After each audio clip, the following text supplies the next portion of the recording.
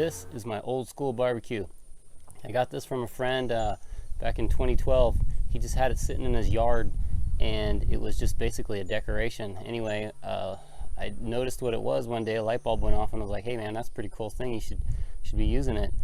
And next thing I know, it's in the back of my trunk. So me and the wife used to live in a tiny house, basically 380 square feet, and it got way too hot to be cooking inside. This became our main barbecue, and basically this was my main cooking source for like a year and a half.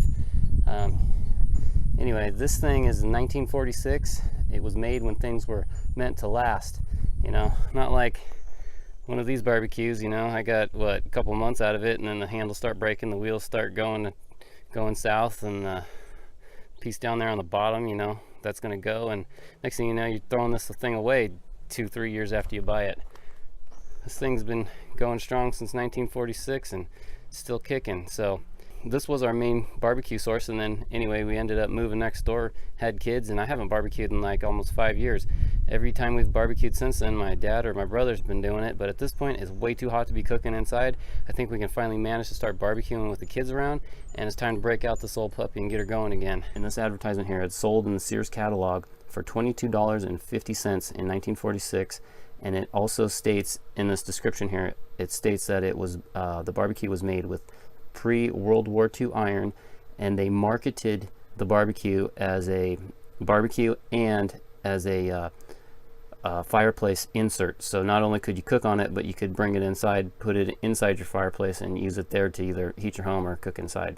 So multi-purpose kind of use.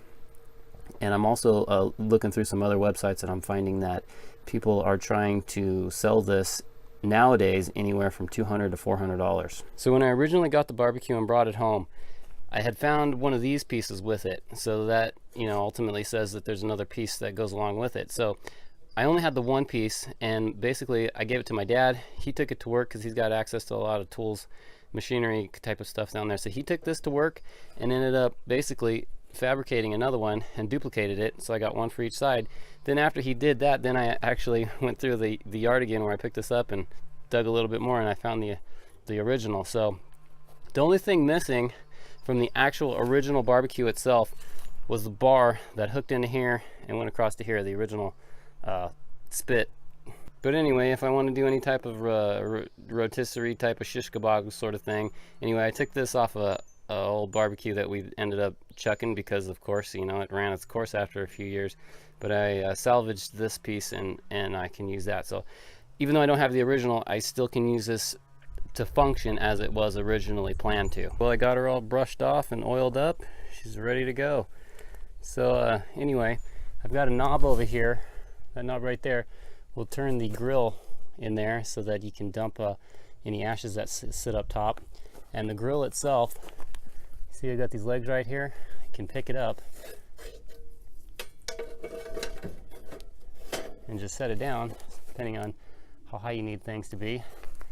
And I've also got this door here, and the door just pops off, so you can clean it out real easy. And I've used the top spit piece a few times, but for the most part, this is pretty much how I end up cooking. So I remember very clearly one day we went to start the barbecue up, and we didn't have any charcoal, so we ended up just cooking on straight wood.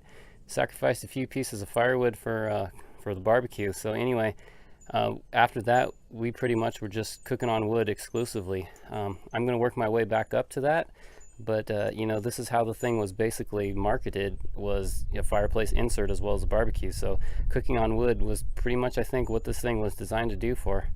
Anyway, this is my old school barbecue, and to me, this is a homesteader barbecue. This is cooking old school.